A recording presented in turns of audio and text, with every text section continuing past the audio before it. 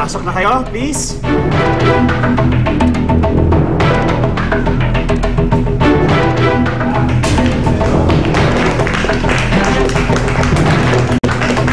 Tapos na ang ating deliberation ng ating Masters of the Table. Meron na rin tayong resulta kung sino sa inyo ang magkakamit ng spa package at magkakaroon ng one-on-one culinary lesson. Okay, handa na ba kayong malaman?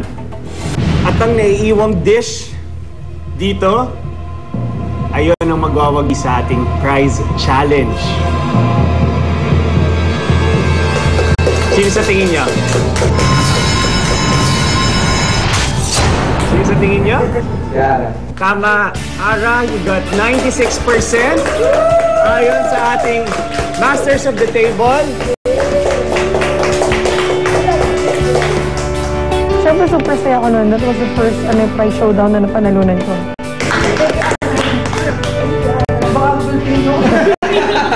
Huwag ka nang umuwi.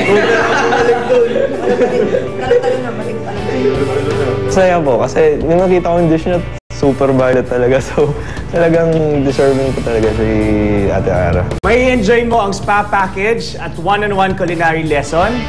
At the same time, magsasama ka ng isa sa mga kamiyembro mo, pero gusto sana namin ang isasama mo dahil since magkakasama kayo lagi, ilang araw na rin kayo magkakasama, nagkakakitaan kayo ng skills sa kusina, ay yung may pinaka nangangailangan ng culinary lesson.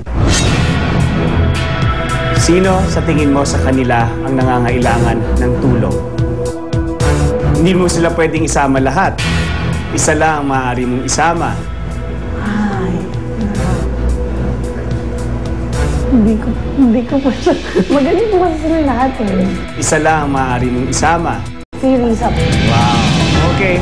So magsasama kayo ni Riza sa isang spa. Papamasahe kayo. At Actually, nasa hotel pa lang kami. Sabi ko na sa mga teammate ko na pag nanalo ako, going to choose Ate Riza. Kasi siya lang din yung babae doon sa team namin. Alam ko ako napipiliin niya, pero nung sinabi na yung nangangailangan ng culinary lesson, medyo, siyempre lahat naman po kami nangangailangan nun, kaming apat. So medyo nag-second, parang baka hindi ako, kasi lahat kami. Pero ako pa rin po yung pinili niya. At kayong tatlo, maaari kayong bumalik sa ating quarters. Pahinga rin. Ngunit, wala kayong spa package na nakuha ni Ara. Kami na lang yung ano.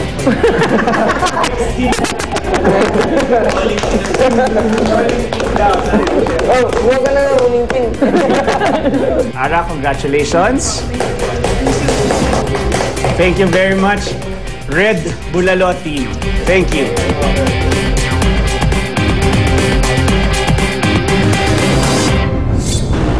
Unang tinungo ni na Ara at Riz ang kanilang one-on-one culinary lesson with Chef Tatong Sarto. Isa sa mga hurado sa kanilang egg showdown.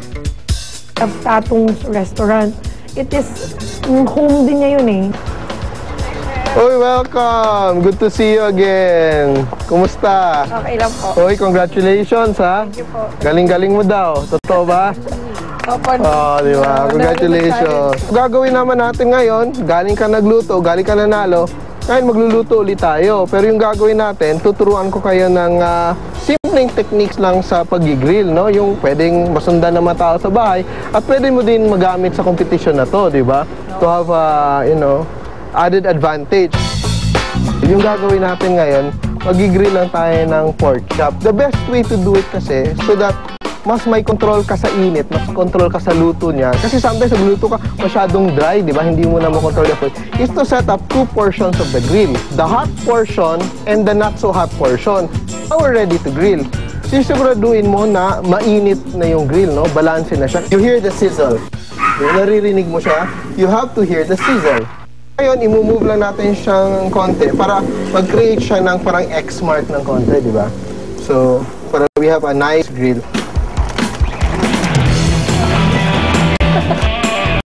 If time siya na mag-caramelize nga, yung sinasabi natin na brown, no? Yung luto natin, no?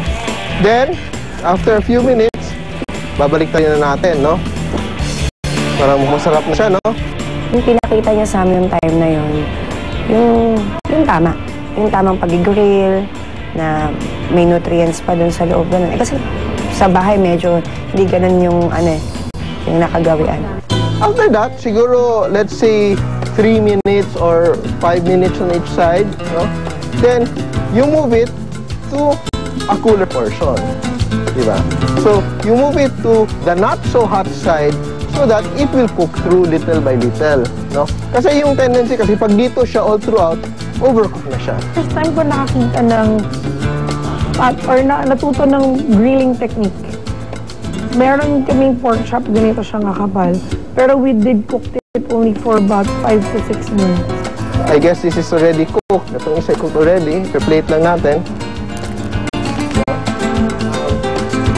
You let it rest for let's say 2 minutes, 3 minutes before you slice into it. So ito na siya yung grilled pork chop natin.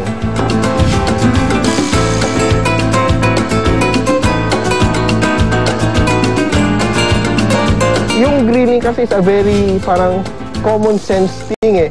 So, hindi nakikita ng maraming tao na, ganun pala. So, yun, nakakatuwa talaga na para silang bata na nagda-doubt sila na, parang hilaw pa yan. But when they eat it, tama pala siya. So, nag-shift, nag-change yung consciousness nila in terms of paano lutuin yung simple na piece of meat.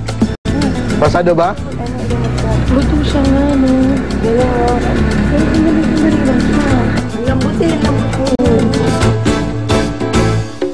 Thank you very much for coming. I hope may Thank you, natutunan Chef. kayo. Thank you po. Enjoy na sarapan. Nasarapan kayo. Sobrang nabusog. Hindi obvious. Sige, see you again. Sana sa next challenges magkita ulit tayo. Thank you, Chef. Bye. Bye! Matapos ang grilling session with Chef Tatung, panahon na para mag-relax at magpaspa.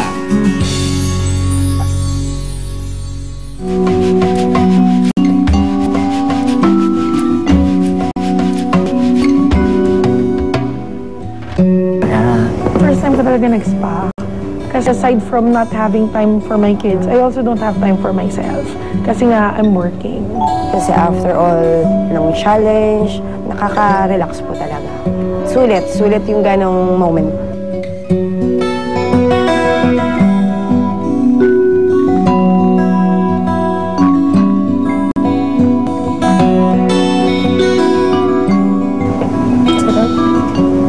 Feeling ko, gagas-gas. Aming treatment na ginawa sa amin, there was foot spa, body massage, body scrub. Tapos, the first time ko nag-ear candling.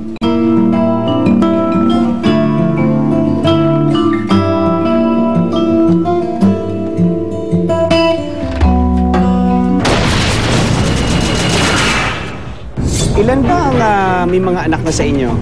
Taas kamay. 3! At talo kayo ng isang team na meron lang isang member nilang may anak? Ay talaga, hindi ba masaya mga anak sa niluluto nyo? Masaya nga eh. Hindi po kasi kami hirap pagpakain sa anak namin ng gulay. Wala naman masyadong gulay sa niluto nyo. Hello? Ordinaryo ngunit may kakaibang kakayahan, kayang pasukin bawat sulok ng inyong isipan. Handa